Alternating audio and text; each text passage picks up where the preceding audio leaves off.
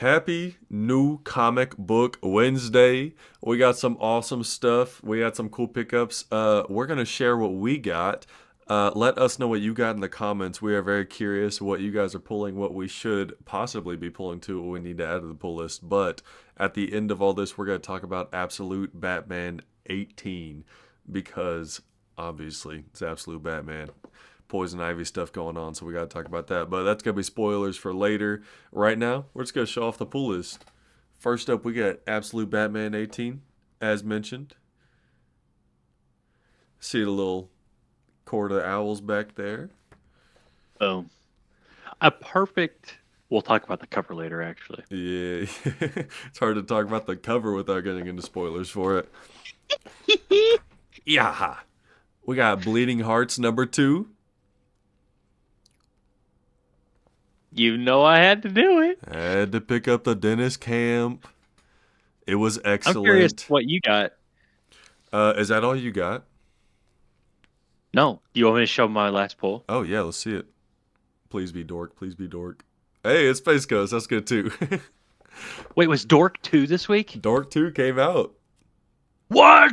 They didn't have any at my store. Oh. Yeah, Space Ghost, love to see it. My shop owner actually was talking about Space Ghost being one of his favorites today. Really? Oh, man, Yeah. it's so good. You would have loved the guy. But yeah, we got Dork 2 as well. Absolute Green Lantern.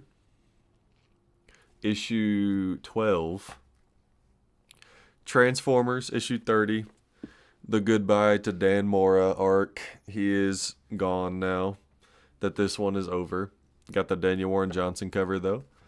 I got the last new release of the week is I got Area 51, or it's just called 51, with Jock as the artist and Kurt Pyers as the writer. It was actually really fun. It was a good story. But then I got some back issues, which you might enjoy seeing. I got, well, first off, the Dork 1 reprint, second issue, just because it's so cool. But I got some more Gothic. I got some Batman Gothic. I got 4 and 5. What? Yeah, I found 4 and 5. You got those sick covers. Yeah, my shop was buy 2, get 1 free on back issue DC today, so had fun with that.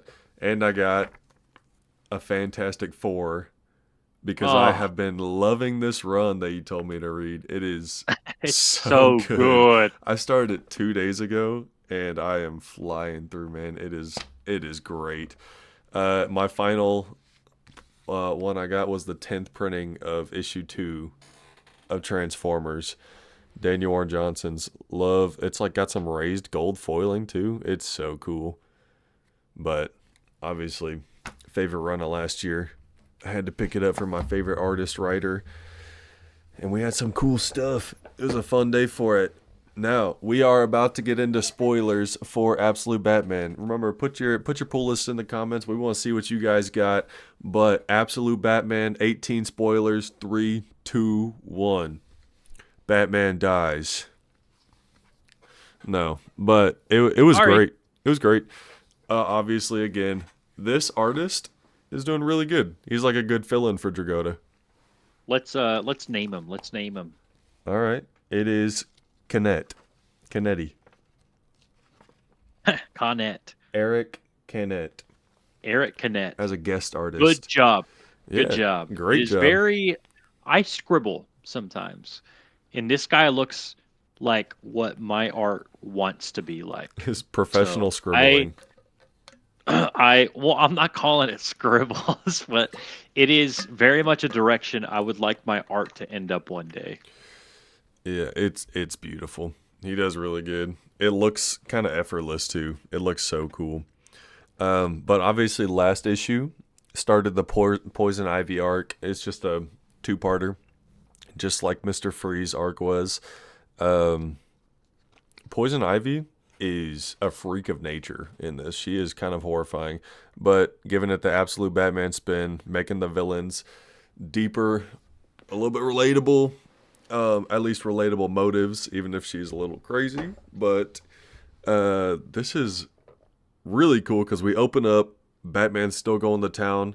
He's kind of getting his butt whooped in the beginning by all these infestations from Poison Ivy, and we see some more backstory from her, and the backstory for her is done so good. The page where we can see just her heart and a little like sprout pops out to try and reach out to her mom is beautiful. It is beautiful. Yeah, it's gross too. Yeah. The little sprout unfurling. Yeah, It is awesome. yucky. But I mean, I only show the first page just to display some of that art. Look at that. And the Yeah, colors are done so nice too. it's fantastic. Wait, say that again. And we go on. It keeps going back and forth between the fight with Poison Ivy and Batman and other things going on. Like we see Ivy's backstory, back to the fight. We go back to Bruce in his normal work life, back to the fight. We go to see the Court of Owls. And we'll pause there for a minute. What do you think of the Court of Owls for this run? Uh, Very threatening right off the bat. You know, like Martha's out in the wilderness, and then it just like truck pulls up, bag over her head, and then they take her to the like this aircraft carrier out in the middle of nowhere. They're very threatening. Yeah, but Martha, she got some depth in this issue. Knowing that she's on the Court of Owls is kind of nutty. That's crazy. Also, she looks like she's 18 in this comic. Am I crazy? She looks so young. Yeah, Not as a complaint. She looked very lively. It kind of made me think that she was about to get stuff done, and she does. When she talks to the Court of Owls, she is their whole conversation. I think it goes back and forth like maybe two or three times to them. Is all like, look, we were in the shadows bringing down these villains, mostly kind of hinting at towards Grimm because everyone wants to bring down Grimm. That's Ivy's whole reason she's trying to take over the city is because she hates Grimm, who is the Joker. And she's basically like, look, we've been working in the shadows, but Batman just stopped baiting the streets and he is doing way more. People support him. People actually want change in the city. We need to be more like him. Because they're mad that she took one phone call to Bruce, and she's like, "We got to start going public. Like, we got to start making a scene because it seems to be working when Batman does it." yeah. And her speech is awesome. Conversely, though, Bruce is having a hard time with all the publicity.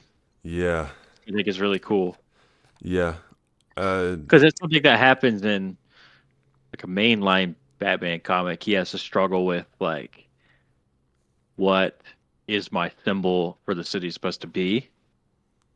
What do I want to portray myself as?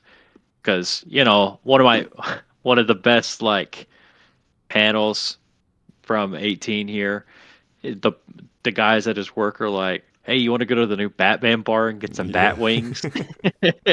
And it's like, yes, he displayed his full power and unveiled all this darkness, but like, you know, people like it's going to become its own thing and people are going to interpret Batman in their own way, and now Batman almost has no control over his image. Now it's like people are going to make him into whatever kind of celebrity they want him to be, which yeah. is almost kind of frustrating. And he's a little worried about living up to that image. He's like, people saw me like beat up one bad guy, and now he has to keep getting more and more because the people need Batman now, and now they're relying on him. But the villains keep getting scarier and scarier. Like we went from the people with the mask in the first 5 issues. I forgot what their name was. It's been so long.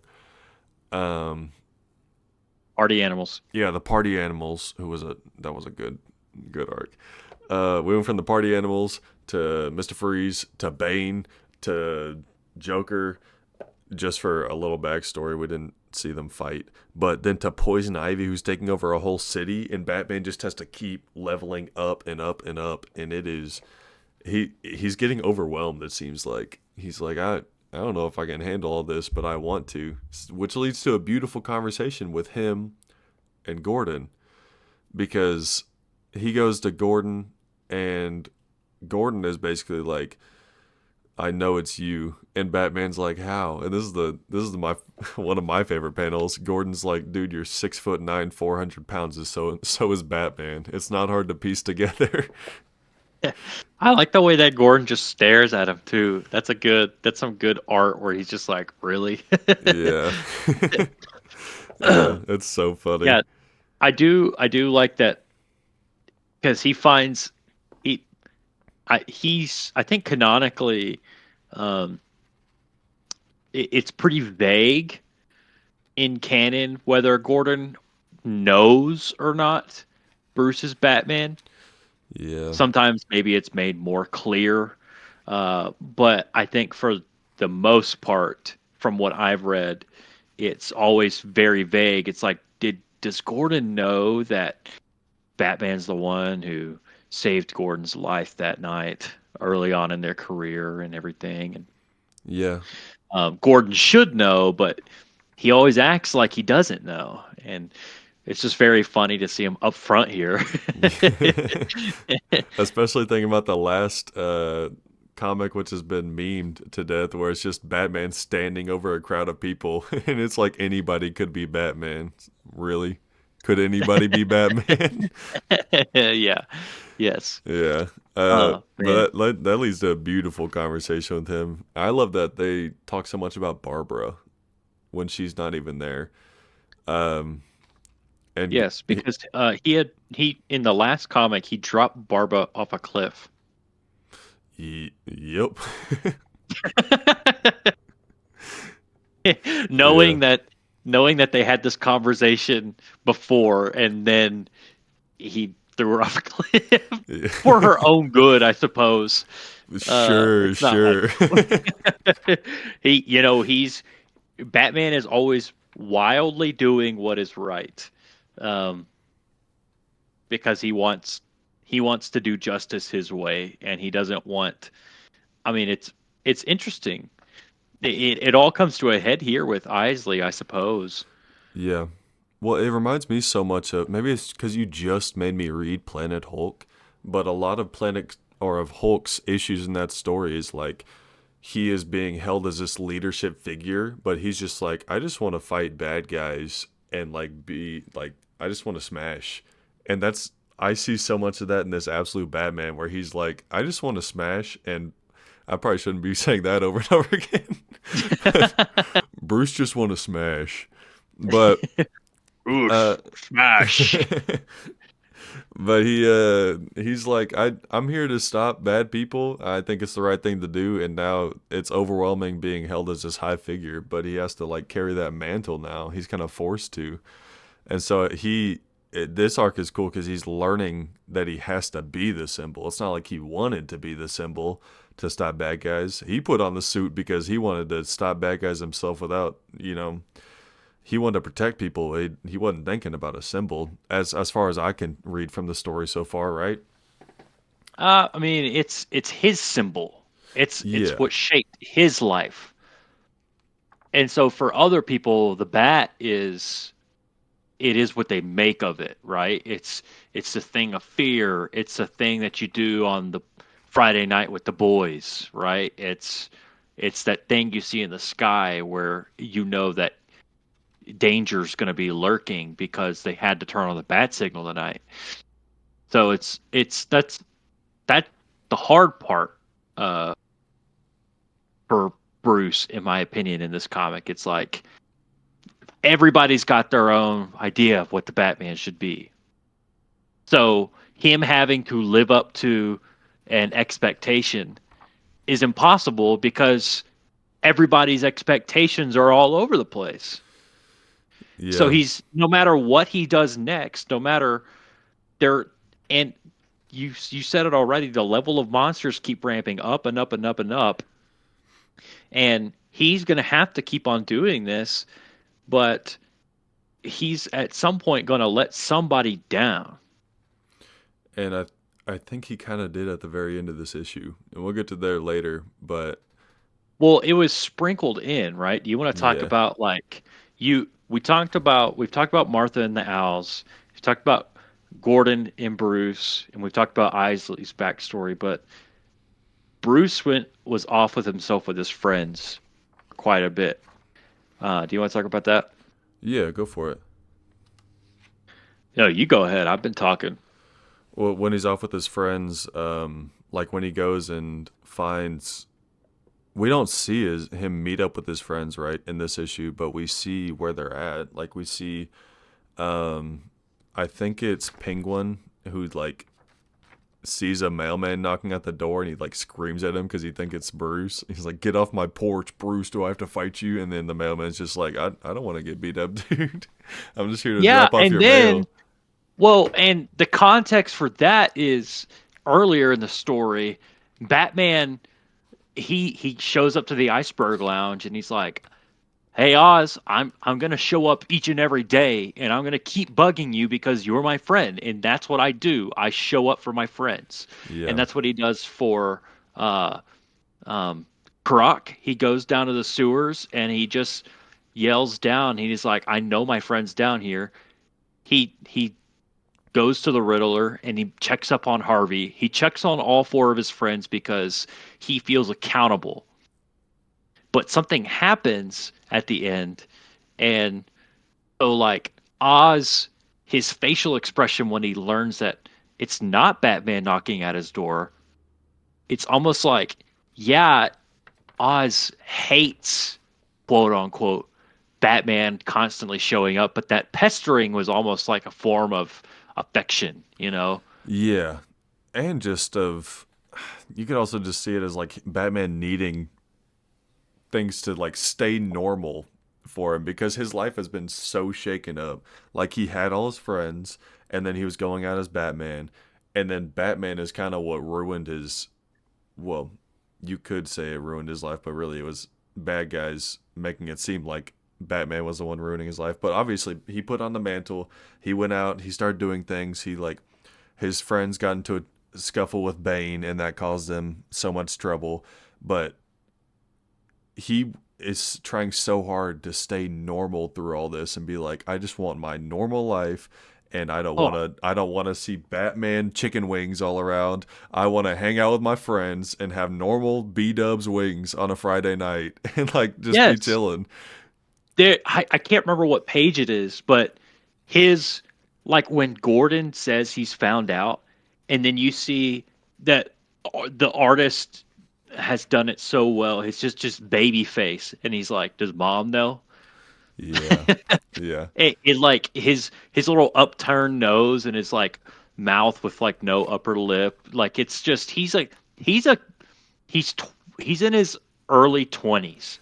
Yeah, I think he's like It 24 in here. yeah. He's literally my age and he's just still just like it's he's being put into such a big too old for his boots role, which 24 is still an adult, but he has It's an not lived much adult. life. No, yeah, you're yes. It is young. Yeah. He's young and it's hard. This is an age where you're holding on to youthfulness, but you have to cross over into maturity, and it's hard to like know what to let go of during this time. Yeah. And he's trying so hard to hold on, but his Yeah. friends just don't want him, except for I love that Croc still wants him around. Because we see Oh, Croc Waylon. for the first time in a long time go back into Waylon body, and he's just his first words are, "Hello, Bruce, are you here?" And he's just calling out for Bruce because that's his bro, that's his buddy. He wants him. Yeah, he's been calling out to. He's been hearing Bruce scream at him every day Yeah, because he believed in him. Batman is the only one who believed in his friends. yeah, So we're missing out a pretty key, the crux of the story, I think, which is uh, like the fight leading all of these stories that we've been talking about so far. It's we've been talking about them like they happen like very sequentially, but you actually get them like sprinkled throughout the story. And the main story that Snyder wants you to see is Batman struggling against Ivy. Yeah. And Ivy's like, we could save the city this way by transforming you into some terrible monster, which is not too far off of what Bane wanted him to do, Yeah. but it's different. Which is the whole reason we got the Gordon talk, because the reason Gordon and Batman are talking about Barbara is because Batman's like, or Bruce is like, give me advice, like, please. And Gordon's like, I couldn't give you my advice. Let me give you Barbara's advice, which is the tree that grows the tallest needs to have the strongest roots. Like, you need to stay true to yourself. Um, which is why he doesn't. Well, obviously he doesn't want Ivy to take him over because he would be a mindless husk, but also because he can't elevate himself to that Bane level, to that Ivy level, because he's not going to lose who he is at a core to be something stronger, even if it is for a bigger purpose. He still has to be Bruce, you know. Yes. Um, Yes. which And that's we what make Oh, go ahead. know, which Ivy also wants him to be stronger, and she wants him to evolve. And we have a very conflicting ending because Batman tricks Ivy. And I'm conflicted about how I feel about it. I think we're supposed to be, but he, Ivy's like, hey,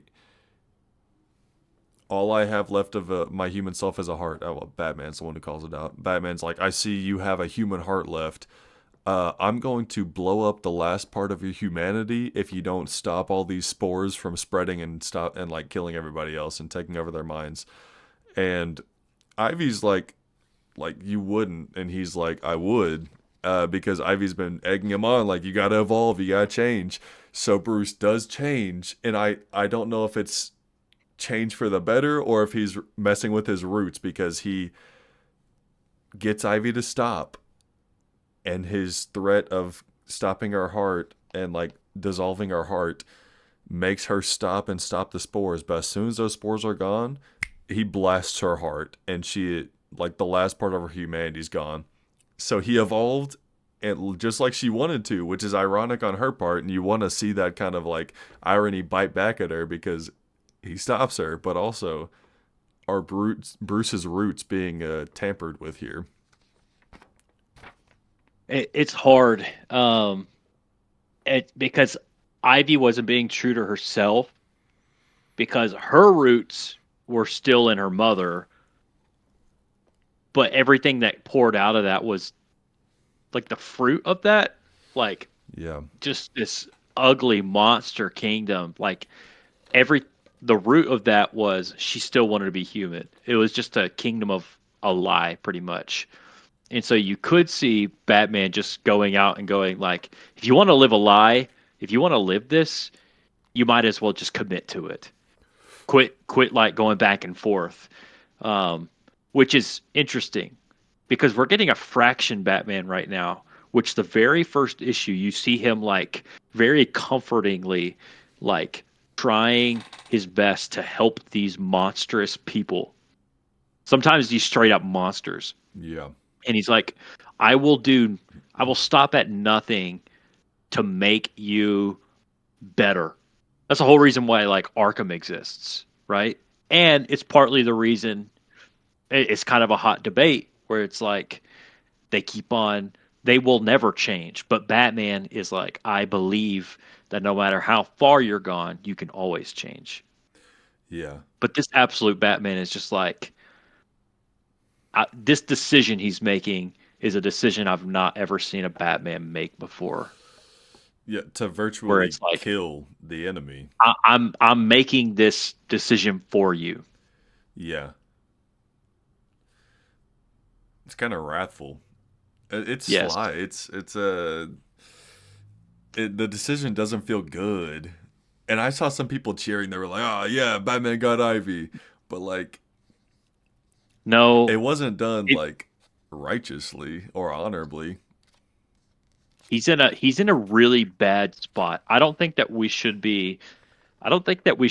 feel happy for Bruce here. Yeah, I think that would be the wrong emotion. Um, one of the one of my uh, things leading up to this is that I wanted to point out was Bruce is walking around Gotham and he's just kind of contemplating, and he's like, I think he says something to the effect of like, it's it's like this is still. I think it's like alluding to like Joker kind of. He's corrupted this city, but Bruce is like, this is Gotham, steel and limestone. Like this is because he's a construction worker down here, and that like we're getting to the root of what Snyder is such a cool author because he has stayed to the core of what this character is all about. Like, what if Batman was at the bottom of society? And that's totally it's Batman looking from the bottom up. Um, and that's exactly how he's looking at it. Yeah. And it's really difficult because he's like, and he's he's not looking at it from like an institution like this. The institution Arkham is not a helpful one. It is corrupt. Almost everything in this city can get its hands can get like corrupted by an evil person. But to its core, he sees that like Gotham was always made in a way that was good. Yeah. And it's definitely, I mean, what you're saying about him starting from the bottom, it's mainline Batman is a billionaire and he has to stoop himself down to the streets to protect the streets. So he is punching down. This Batman he's climbing a mountain to get up. He is pushing to get up and like get on these people's level. Cuz he has nothing except for the things that he gathers together with in this corrupt city to push him that way, Yeah. which is sentimentally mostly friends because gotta have heart and gotta have his roots. So that's why I love seeing Harley backing him up in the Bane fight and Croc backing him up in that same fight, and Croc here in this issue looking for Bruce to find his friendship, him going to Gordon for comfort. He is so engrossed in his people in this one. It's just not Batman versus villain. It's we're grouping up and he's finding his people and he's gonna like use their help, if at the very least just their worded guidance, to climb Yeah. this mountain and beat these bad guys. Yeah. And uh we see that same sort of grit like with his mom happening at the same time, right? Yeah. And it's a horrific moment. At the same time, Bruce is cutting right to the heart of Ivy. You see a gunshot ring out that supposedly is aimed right at Martha's head. Yeah. Um, so it's like two people going back on their word. Um, or it just it just sucks. Yeah. This It's is two turning people. into like when we used to talk about Batman, like in our first video, the best of 2025, we were like, man, this is just the comic you look at and you're like, oh yeah. And now it's like, ooh, like this is it hurts a little bit more. It's like It's we're getting a little more death now that we got the groundwork.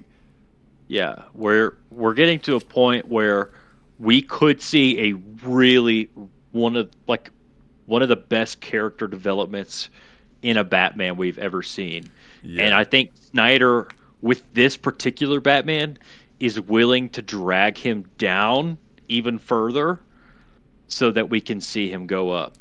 Yeah. It's the small victories too, because there's no going all the way back up yet. He's gonna keep pulling down and down. Like, It sounds weird, yeah. but to say like dread because he's Snyder has put him up against some crazy stuff already, but like Yeah, watching him get shunned by his friends almost hurts worse than watching him get flung around by Bane, you know? for sure.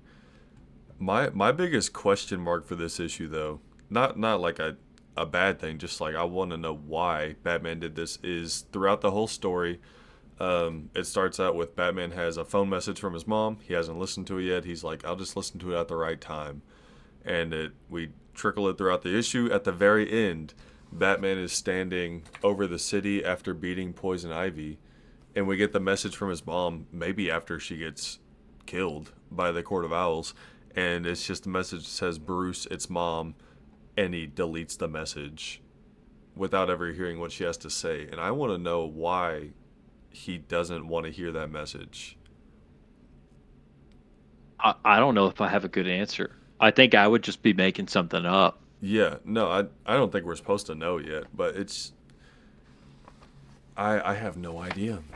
And I was obviously, when the issue starts with, I'll save this message for later, my immediate thought is, oh, like in the heat of the battle, we're going to hear the message. It's going to give Bruce hope, and he's going to, like, move on to beat the bad guy. But in this one, we know his mom has something important to say to him on the phone, obviously, because the Court of Owls made such a big deal about her calling Bruce in the first place. So it's got to be an important message, and he never picks up that call during the fight. He is a little sleazy in the way he blows up Ivy's heart, and I think that plays more into him messing with his roots, and he hangs up or deletes the message, and I don't know. I hope that is not regretful later for him if he finds out Yeah. Martha got domed. I have no idea. Yeah. It is hard. It's such a hard thing to read. Yeah. Because we don't ever get to see Batman with the mom. Yeah. So Well, to we see might him have like seen it for the close last off, time. Who knows? he's like, he always goes back to his mom. He depends on Gordon, his friends, his mom. But all of a sudden, at the change of this last part of this issue, I'm going to depend on me. It's a very selfish Batman, which it's hard. And something that gives me hope, and maybe we can end with this. Harley comes in, and she comes in with her Red Hoods and talks to Alfred and is like, we're here to help. And you get Dick curled up in his bed, and he's like, tomorrow I'm gonna do something about this. And it's like, or is Robin gonna be the one who gets Bruce out of this funk that he's in? And we know he's coming in issue 20. Yes, and that almost makes me want to cry thinking about Batman having to work with this guy and come out of whatever he's coming in. But Snyder, you've set up quite a premise with Are we this. gonna see more of a brotherly love between Dick and Bruce instead of a fatherly? I have no idea. But I am so excited. This comic remains undefeated. Yeah, that's so good. Well, that was not supposed to be a long video. Well, thanks, Zack Snyder or Scott Snyder. Thank you, Zack Snyder. Thank you for giving me Batman versus Superman. No, thank you guys for watching again. Let us know if you read Absolute Batman.